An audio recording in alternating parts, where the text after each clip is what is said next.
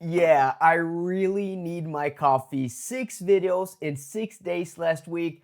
I've really got my stamina back now in 2023. Work stamina, that is, guys. Don't think about anything else. Work stamina. But today, well, we're going to talk about the Porsche Panamera electric that could be coming in just 2 years in 2025. We're going to talk about things we know, things that basically have been confirmed, and also at the end of the video, in typical fashion as we do in these videos, speculation. Before we jump into today's exciting topic, I just want to give a huge thanks to today's video sponsor, Elton. Elton is an awesome charging app that will let you charge at almost all charge point operators in Norway, Sweden, Finland, and Denmark. One app, register your card once, and then you can charge at almost all charge point operators in all of these countries. You can find all the chargers within the map and the interface, so one UI will let you see and navigate through all of the chargers, and then you can see availability in real time. And even if the chargers are occupied, the app will give you a real-time, very accurate estimation of how long you'll have to wait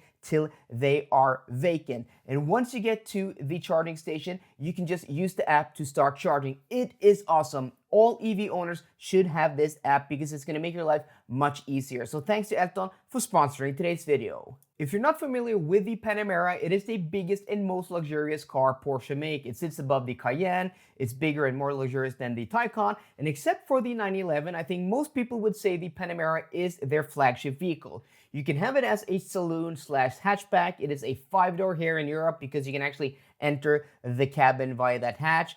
But I know you guys call that a 4-door in the US or in Canada. You can also have it as a wagon called the Sport Turismo. So the first generation came out in 2009. They built that until 2016. 7 years in production, and then we saw the second generation that came out in 2016. And if you fast forward 7 years, that puts us here in 2023.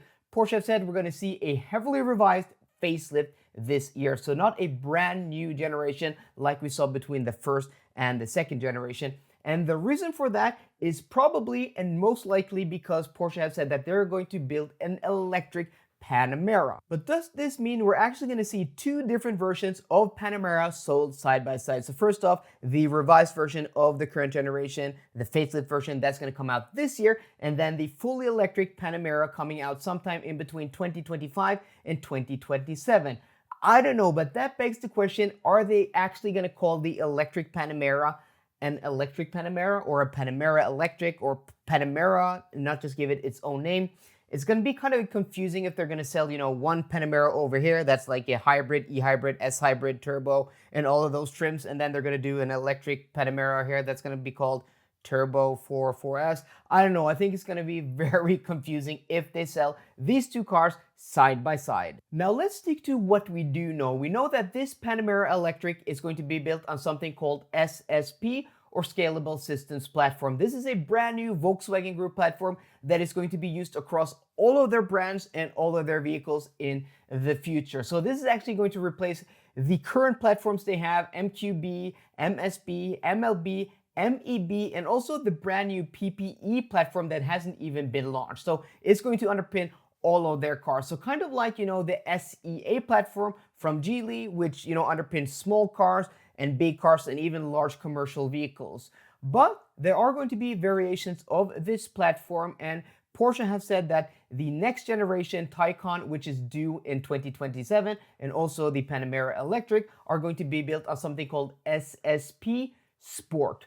And Volkswagen Group has said that SSP Sport is going to be developed by Porsche, and then when they're done developing it, modifying it and doing what they want to the platform to make it, work with all of their cars and future cars and what they, have as a vision as a company, then they're going to share it with other brands. So, Audi may build the new A8 on it. We may see, the next Continental GT or Flying Spur Electric built on this platform. Now let's talk about what I actually think this car is going to be: dimensions, battery pack size, range, and how big it's going to be. So the current Panamera and Taycan are very close in size actually. The Panamera is a little bit bigger, less than 10 centimeters longer, and a little bit taller, but it's actually a little bit narrower. And then when you look at the interior space, it's a little bit bigger. The trunk is a little bit bigger, but you can actually have the Panamera as a long wheelbase version that is almost 5.2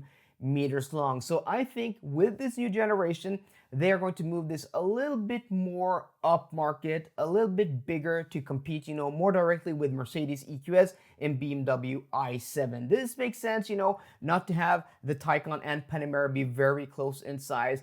The next generation Taycan may also even grow a little bit in size because, well, it's not the biggest car. And I know, I own one. It's not very big on the inside.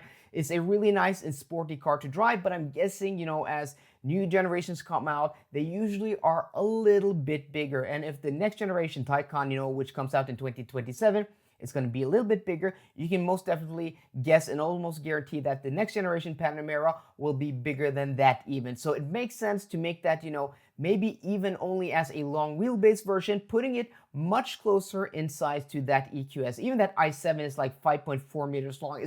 It's ridiculous how big that car is. The Taycan starts from 88,000 euros and the Panamera from 98,000 euros. So about 10,000 euros in difference. And I know you can't compare them directly because the Taycan is only electric and the Panamera is, a gas engine at that price point. And also you can have it as a plug-in hybrid and so on and so forth.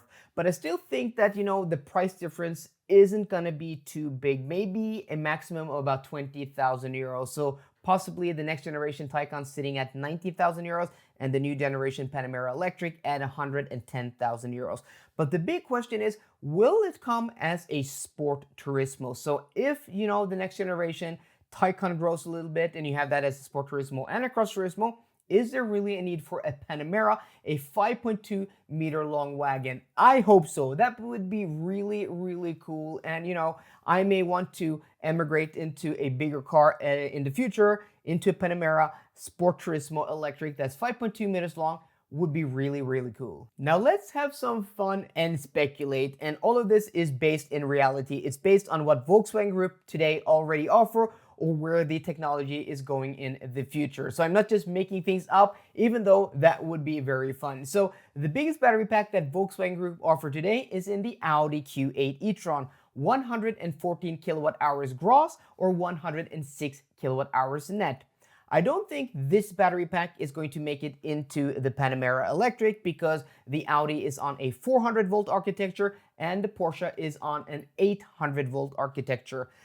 But we know that the Taycan and the Audi e-tron 55, which was what the Q8 was called pre-facelift, had very similar battery sizes, 95 kilowatt hours versus 93 kilowatt hours. So it's safe to assume that this Panamera electric, being an even bigger car than that Q8 e-tron, may even have something as big as 118 kilowatt hours gross or 110 kilowatt hours net. So if we use that as a basis, 118 kilowatt hours gross or 110 kilowatt hours net on an 800 volt architecture, this battery pack without breaking a sweat could peak at 350 kilowatts and do 10 to 80% in something as low as 15 minutes. Those numbers are totally possible. If we look at the Taycan today, it has a 93 kilowatt hour battery pack and can peak at 270 kilowatts and does 10 to 80% in 18 minutes.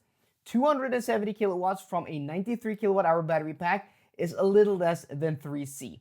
350 kilowatts from a 118 kilowatt hour battery pack is also just below 3C. The Taycan has a drag coefficient of 0.22 CD, and if they make that car longer, that tends to drop the drag coefficient. Just look at the Mercedes EQS and EQE. The EQE has 0.22 CD and is about the same length as a Taycan, where the EQS, the same shape as the EQE, has 0.20 CD. Yes, we can talk about the looks of that car. It's not very attractive, but it's safe to assume that the Panamera at least will manage, with Porsche design, if it looks something, like an updated Panamera or something, like a Taycan just a little bit bigger, it's safe to assume that that car can easily, achieve 0.22 CD. With a net capacity of 110 kilowatt hours and no worse drag coefficient than 0.22 CD and a single rear electric motor, we can expect WLTP rated ranges of around 750 kilometers.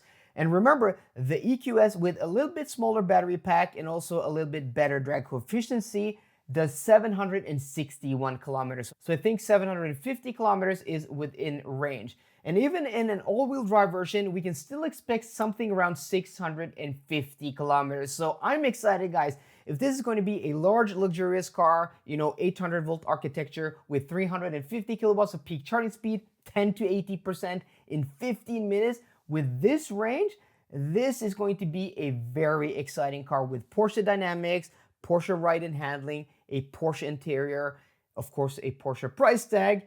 But yeah, it's a car that I'm excited about. So guys, let me know what you think in the comment section down below. So I hope you enjoyed today's video. If you did, please drop me a thumbs up down below. And for more car content, as always, please subscribe. See you guys later and goodbye.